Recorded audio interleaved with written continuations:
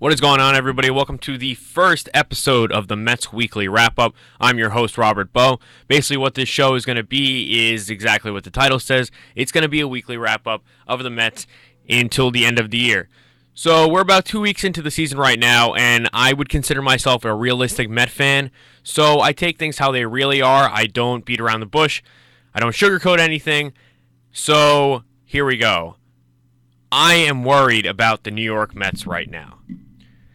The Mets, since last Friday, have lost 5 of their last 6 to awful teams. I mean, the Marlins are not bad. They're my wild card pick this year for the NL. But the Phillies, come on. The Phillies are a minor league baseball team. This is ridiculous. You get taken 2 out of 3 by the Phillies. Come on. What's going on here? And then getting swept by the Marlins in 3 heartbreaking games. We can't have this going on all season.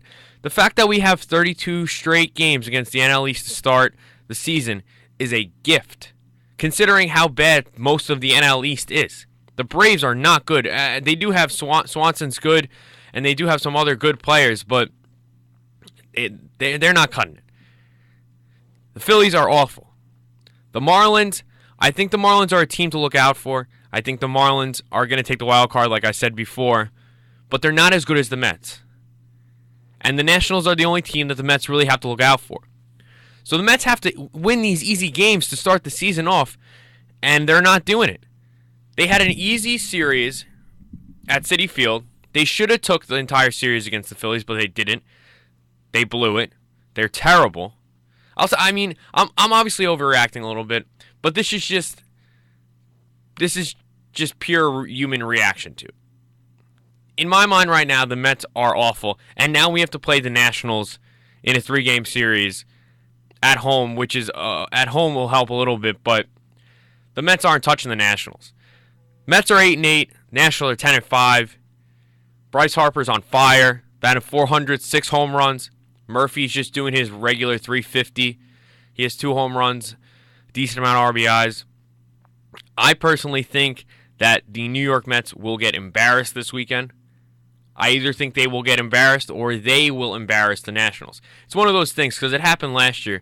I remember there was a time last year when the Mets were on fire, and then they played the Nationals and they completely stunk. They were awful. And then they went into a little bit of a skid. But there was another time last year where the Mets were really, really bad. And I think it might have been either the Cubs or the Nationals, the team that would bring about a challenge for the Mets. Came into Citi Field, and I remember I was just like, "Oh God, this is it. This is the end of the world." And the Mets came out and swept them. So I think it's either going to be a complete blowout on either side. No in between. It's not splitting. It's either a sweep on one side, sweep on the other side. So that's that. That's a little bit of a wrap up of this week for the Mets. But let's talk a little bit about players themselves, a little bit of moves that the Mets have to make, that I think they have to make maybe somewhere down the line this season. First off, Jose Reyes has the 4th most at-bats on the team with 57 and has 6 hits. He's batting .105. That is awful. That is terrible. Ahmed Rosario, the number 1 prospect in baseball, I understand maybe he's not ready yet, is batting .368 in the minor leagues. He's too good to be in the minor leagues. I give Jose Reyes till mid-May, May 15th. That is the date. Mark it, remember it. Mark that date. If he is not batting over 200 or is not playing better in the field, he dropped that fly ball this week. What is that? That's terrible. He's not playing better in the field. He's not hitting. You have to bring Rosario up. You could keep Reyes on the team, put Cabrera or Flores at third base, and put Reyes on the bench and make him mentor Rosario.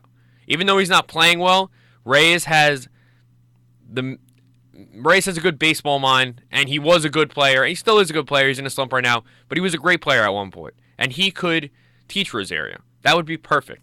Another thing, Conforto, although he has not played that much, leads the team with average with .320. Behind him is Rene Rivera. Rene Rivera should not be in the question for leading the team in average. This is a joke. But back to Conforto. Conforto should be playing every single day. I don't know why Curtis Granderson is out there. It's ridiculous. There's no reason for Curtis Granderson to be out there. The only reason he's out there is because the Mets hierarchy, the people that own the team, general manager, they're giving Granderson a lot of money and they don't want to look stupid.